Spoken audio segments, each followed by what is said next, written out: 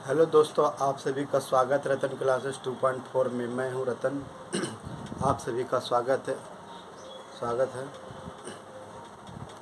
पिछले पिछले क्लासों में हमने प्राइम संख्या के बारे में बताए थे। एक क्लास ले भी चुके थे। आज प्राइम नंबर का दूसरा क्लास है। ठीक है, आइए चर्चा करते हैं कि आज हम लोगों को क्या क्या पढ़ना है। सबसे पहले तो अभाज्य संख्या यानी अभाज्य गुणनखंड की संख्या नंबर 1। अभाज्य गुणनखंड की संख्या। ठीक है, दूसरा होता है अभाज्य गुणनखंड भाजकों की संख्या। अभाज्य भाजकों की संख्या। ठीक है, यानी अभाज्य गुणनखंड की संख्या, दूसरा अभाज्य भाजकों की संख्या, तीसरा कुल भाजकों की संख्या। तीसरा है कुल भाजकों की संख्या। चौथा भाजकों की संख्या, भाज्य की संख्या। ठीक है, पांचवा है शुद्ध भाजकों की संख्या, शुद्ध भाजकों की संख्या। ये हम लोग आज चर्चा करेंगे इस सवाल पर। ठीक है, सवाल के माध्यम से आपको समझाने का भी प्रयास करेंगे। तो आते हैं सवाल के माध्यम से समझाने का प्रयास करते हैं। आइए, ये सवाल है जो आरआरबी में पूछे गए सवाल हैं। पिछले साल आरआरबी में पूछे गए सवाल हैं। कहता है 16 पर पावर 7 है गुना 27 पर पावर 6 है गुना 5 पर पावर 9 है। कहता है इसमें अभाज्य गुणनखंडों की संख्या कितनी है। पिछले क्लास में हम लोग चर्चा कर चुके हैं कि अभाज्य संख्या किसे कहते हैं। ठीक है, तो आइए फिर से हम उसको रिपीट कर देते हैं कि अभाज्य संख्या किसे कहते हैं। अभाज्य संख्या उस संख्या को कहते हैं जो एक से कटे और स्वयं खुद संख्या से कटे ना, उसे हम क्या कहते हैं, अभाज्य संख्या कहते हैं। या जाहिर सी बात है, जिसके कुल भाजकों की संख्या 2 है ना, उसे हम अभाज्य संख्या कह सकते हैं। ठीक है, जैसे में चर्चा कर देते हैं, 2 है, 3 है, 5 है, 7 है, ये सब क्या है, अभाज्य संख्या है। इसमें देखिए 1 से भाग लगता है और 2 से भाग लगता है और किसी तीसरा संख्या से भाग नहीं लगता है। उसी तरह 1 से भाग लगता है और 3 से भाग लगता है। ठीक है, उसी तरह 5 में भी 1 से भाग लगता है और 7 से भाग लगता है और कोई तीसरी संख्या इसको भाग नहीं दे सकता है। तो इस संख्या को हम लोग क्या कहते हैं, अभाज्य संख्या कहते हैं। ठीक है, तो अब सवाल है ये, इसको हम लोग सॉल्व करते हैं।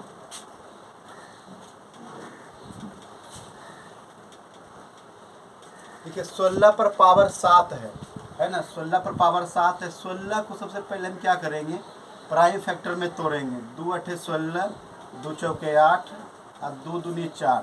तो 2 पर पावर कितना हो गया, 1 2 3 4, यानी 2 पर पावर कितना हो गया, 4 और गुना 7 बराबर। अब 27 को भी तोड़ते हैं। 27 को तोड़ेंगे अभाज्य संख्या में, तो 3 नमा 27, 3 तिया 9, यानी 3 पर पावर कितना हो गया, 3 हो गया। और यहाँ पावर कितना है, 6 है। अब 5 तो भैया अभाज्य संख्या है, इसको तो तोड़ नहीं सकते हैं। ठीक है, इसलिए 5 का क्या हम यही रह सकते हैं। ठीक है, तो 5 पर पावर 9 हो गया।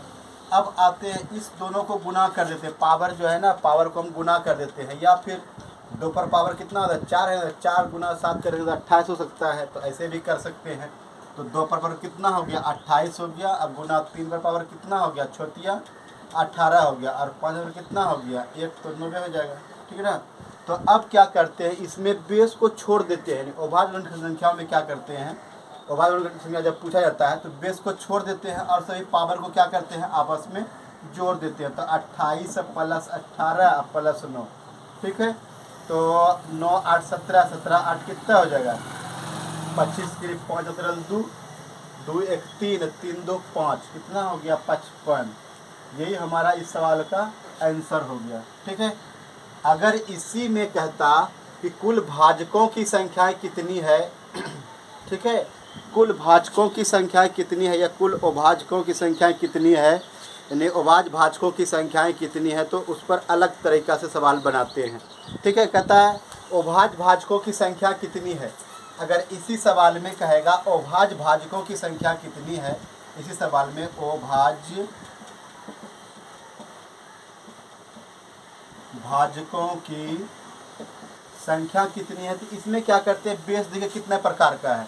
जैसे इस सवाल में बेस देखिए ये 2 है, 2 बेस हो गया, 3 है ना, 2 है, 3 है, 5, कितने प्रकार का बेस है, तो 1 2 3, ये हमारा आंसर हो गया 3। ठीक है, अभाज भाजकों की संख्या, क्योंकि अभाज भाजक देखिए यहाँ पर 2 है, 3 है और 5, तीन प्रकार का ना अभाज संख्या है इसमें, इसलिए इसमें हो जाएगा इस सवाल का आंसर, यानी अभाज भाजकों की संख्या कितनी हो जाएगी, 3 हो जाएगी। ठीक है, अब आगे चर्चा करते हैं आगे सवाल के माध्यम से। आइए अब सवाल पर के माध्यम से कहता है 10 पर पावर 8 गुना 9 पर पावर 7 गुना 8 पर पावर 7 के अभाज्य गुणनखंडों की संख्याएं कितनी है। चलिए इसको भी सॉल्व करते हैं। अब देखिए हम क्या बोले थे, पहले जितना भी बेस है उसको क्या करेंगे, पावर को अभाज्य गुणनखंड में तोड़ देंगे। ठीक है, पावर को क्या करेंगे, अभाज्य गुणनखंड में तोड़ देंगे, तो 2 चौके 8 हो गया, 2 दूनी 4, यानी कहने का मतलब है कि 8 पर यानी 2 पर पावर कितना, सॉरी 2 पर पावर कितना हो जाएगा, 1 2 3, 3 हो गया, इस पर होल पावर कितना है, 10 है ना। ठीक, अब देखिए 9 है, 9 को भी हम तोड़ सकते हैं अभाज्य गुणनखंडों में, 3 3 9, तो 3 पर पावर कितना हो जाएगा, 2 हो जाएगा, इस पर होल पावर कितना हो जाएगा, 7 हो जाएगा। ठीक है, गुना 7 को हम क्या तोड़ सकते हैं, 7 गुना 1 है कि नहीं, 7 तोड़ेंगे भी नहीं तोड़ेंगे कोई बात नहीं है, तो 7 पर पावर 1 गुना 8 है ना, हो गया। अब हम क्या करते हैं, इस सवाल में पावर को गुना कर देते हैं, तो 2 पर पावर कितना हो गया, 30 हो गया, अब गुना यहाँ दे 3 पर पावर कितना हो जाएगा, 7 दूनी 14, गुना 7 पर कितना हो जाएगा 8। ये हो गया मेरा सवाल में। अब कहा जाता है इसमें अभाज्य गुणनखंडों की संख्याएं कितनी है। ठीक है, तो अभाज्य गुणनखंडों की कितनी है, तो इसमें क्या करते, पहले ही बता चुके थे कि पावर अभाज्य गुणनखंडों में बेस को छोड़ देते हैं और सिर्फ पावर को हम लोग क्या कर लेते हैं, जोड़ लेते हैं, +14 +8। तो आइए जोड़ते हैं, 8 4 12 करीब 2, हाथ रल कितना 1 हो गया, 1 1 2 3 5 52। तो इस सवाल का आंसर कितना हो गया, 52 अभाज्य गुणनखंडों की संख्या है।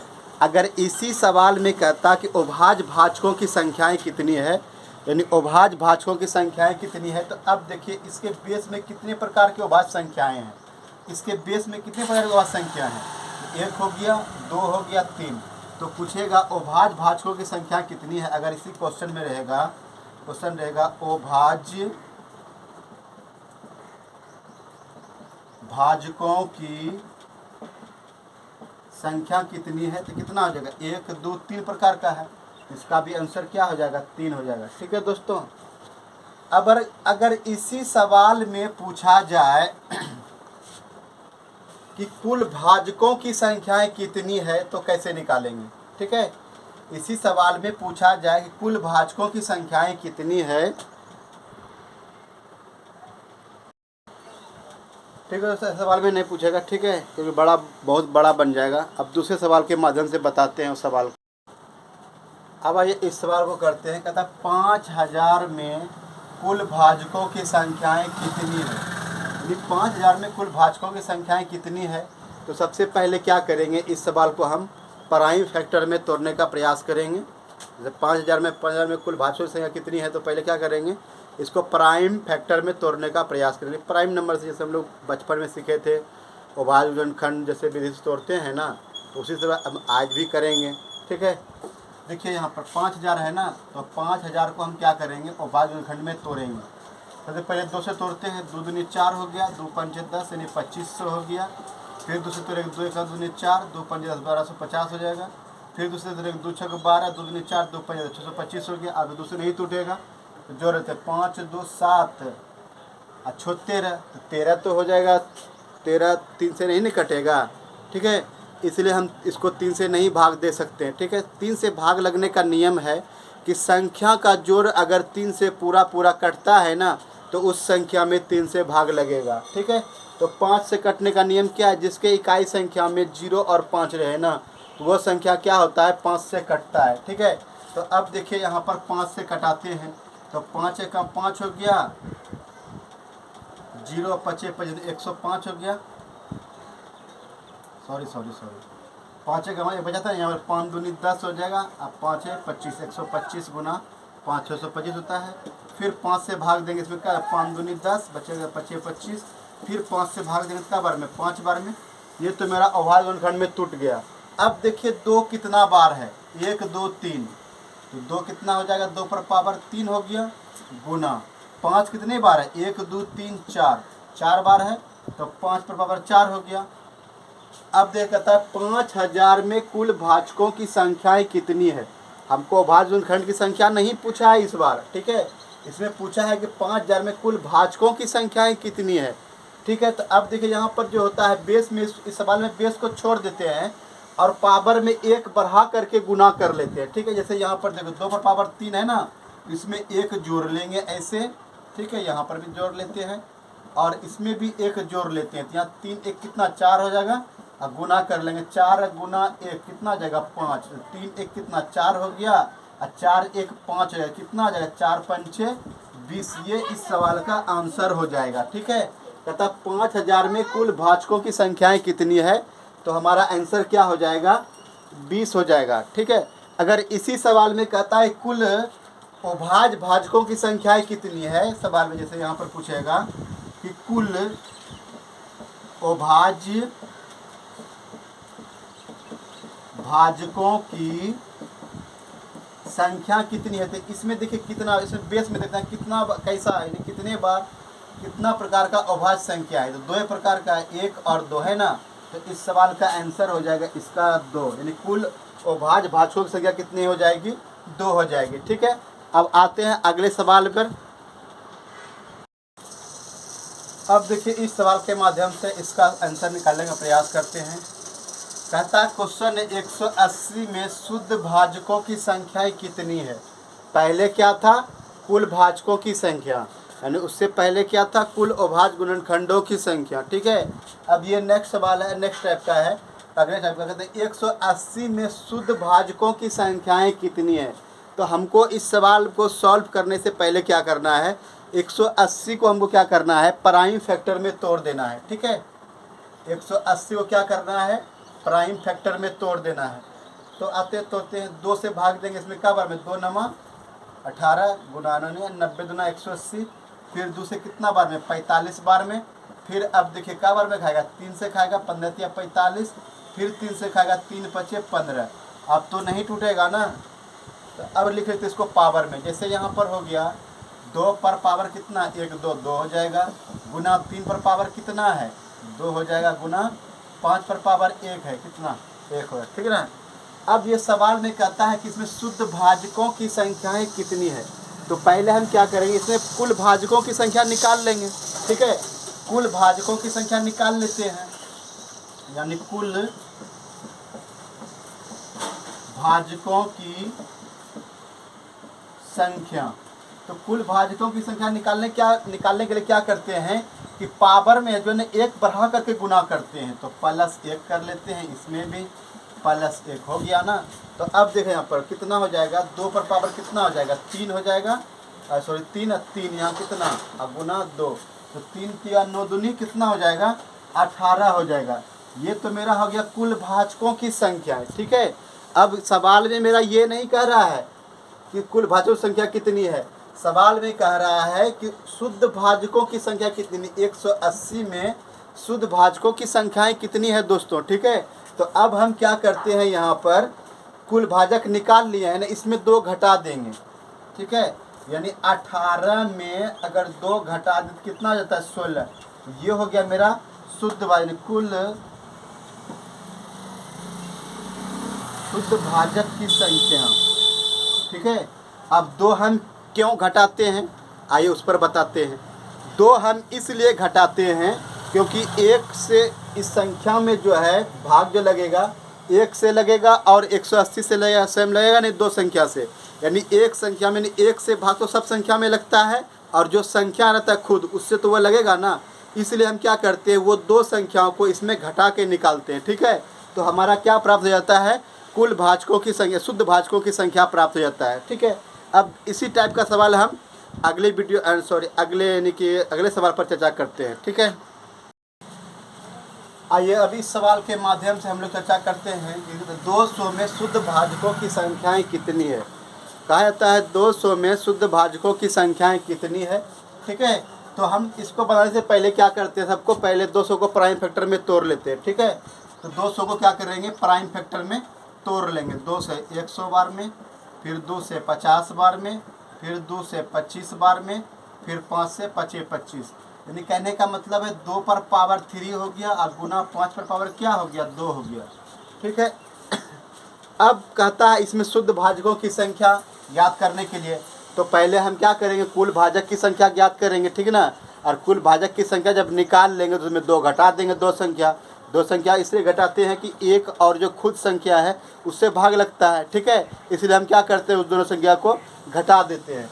ठीक है, तो अब क्या कहते हैं, शुद्ध भाजकों की सॉरी कुल भाजकों की संख्या, कुल भाजकों की संख्या क्या करेंगे, पावर में क्या कहते हैं, एक बढ़ा करके गुना कर लेते हैं। तो पावर में एक गुना बढ़ा कर लेते हैं तो 3 एक का कितना हो जाएगा, 3 एक 4 हो गया और गुना 2 एक 3 हो गया, कितना हो जाएगा, 12 हो गया। ठीक है, ये तो मेरा कुल भाजकों की संख्या हो गया। अब 12 में क्या करेंगे, -2 कर देंगे तो कितना हो जाएगा, 10 हो जाएगा, जो इस सवाल का आंसर हो गया। 2 संख्या इसलिए घटाते हैं तो पहले भी चर्चा कर चुके हैं कि एक और जो खुद संख्या, जैसे इसमें 200 है, 1 से भाग लगेगा ना, इसमें 200 संख्या में 200 में और 200 से भाग लगेगा, इसलिए वो 2 संख्या क्या कर देते हैं, घटा देते हैं ताकि हमें शुद्ध भाजकों की संख्या प्राप्त हो जाए। ठीक है, अब यहाँ पर पहले कुल भाजकों की संख्या ज्ञात कर लेते। ठीक है, अब इसी सवाल में बोल देगा कि कुल अभाज्य गुणनखंडों की संख्या कितनी, कुल अभाज्य भाजकों की संख्या कितनी है। तो अभाज्य भाजक देखिए इसमें कितने प्रकार के, 1 और 2 प्रकार के है ना, तो इस सवाल का आंसर हो जाएगा 2। ठीक है, अब अगला सवाल दिखाते हैं आपको। आइए अब इस सवाल पर चर्चा करते हैं। कहता निम्नलिखित में कौन भाज्य संख्याएं हैं। ठीक है, भाज्य और अभाज्य संख्या को जानने से पहले हम लोग क्या करते हैं, अभाज्य संख्या के बारे में जानना बहुत ज़रूरी है, तभी हम भाज्य संख्या बता सकते हैं। ठीक है, अभाज्य संख्या हम उसको कहते हैं, पहले भी चर्चा कर चुके हैं, कि जिस संख्या में 1 से भाग लगे और स्वयं खुद संख्या से भाग लगे ना, उसको कहते हैं अभाज्य संख्या। या फिर जिसके कुल भाजकों की संख्या 2 हो, उसे भी हम लोग कहते हैं अभाज्य संख्या। ठीक है दोस्तों, तो अब देखिए इस सवाल में कहा गया है कि निम्नलिखित में से कौन भाज्य संख्या है। ठीक है, 23 है, 91 है, 71 है और 43 है। तो कहा जाता है कि इसमें कौन सी संख्या जो है ना, भाज्य संख्या है। ठीक है, अगर हम अभाज्य संख्या को छांट दें तो भाज्य संख्या पता चल जाएगा कि कौन अभाज्य संख्या है। ठीक है, तो अब देखिए यहाँ पर 23 है, 23 को किससे भाग लगेगा, 1 से लगेगा और 23 स्वयं 23 से लगेगा। ये मेरा क्या हो गया, अभाज्य संख्या हो गया। ठीक है, ये मेरा आंसर नहीं हुआ। अब देखिए यहाँ पर 71 है, 71 में भी किससे भाग लगता है, 1 से लगता है और स्वयं किससे लगता है, 71 से लगता है, ये भी मेरा अभाज्य संख्या हो गया। 43 है, 43 में किससे भाग लगेगा, 1 से लगेगा और स्वयं 43 से लगेगा, ये भी मेरा क्या हो गया, अभाज्य संख्या। अब आते हैं ऑप्शन बी में, यानी 91। 91 में किससे भाग लगेगा, 1 से लगेगा और किससे लगेगा, 13 से लगेगा, 7 से लगेगा और स्वयं 91 से लगेगा। तो इसमें कुल भाजकों की संख्या कितना हो गया, 4 हो गया। ठीक है, तो ये मेरा क्या हो गया, भाज्य संख्या हो गया। हम पहले ही बता चुके हैं, ठीक है, कि अगर किसी संख्या में दो ही भाजक हो तो उसको क्या कहते हैं, अभाज्य संख्या कहते हैं। अगर 2 से अधिक भाजक की संख्या हो गया तो क्या कहेंगे, अभाज्य संख्या कहेंगे। तो हमारा इस सवाल का आंसर क्या हो गया, 91 हो गया। ये क्वेश्चन हमारे आरआरबी 2018 में पूछा गया था ग्रुप डी में। ठीक है दोस्तों, आप लोग को ये हलवा सवाल लगता होगा, जब ये स्क्रीन पर आता है ना तो दिमाग अच्छे विद्यार्थियों का चकरा जाता है। ठीक है, तो आइए नेक्स्ट सवाल के बारे में चर्चा करते हैं। देखिए ये सवाल है, इसमें भी पूछा गया है कि निम्नलिखित में से कौन अभाज्य संख्याएं हैं। ठीक है, तो पहला ए ऑप्शन में 101, बी में है 93, सी में है 79 और डी में है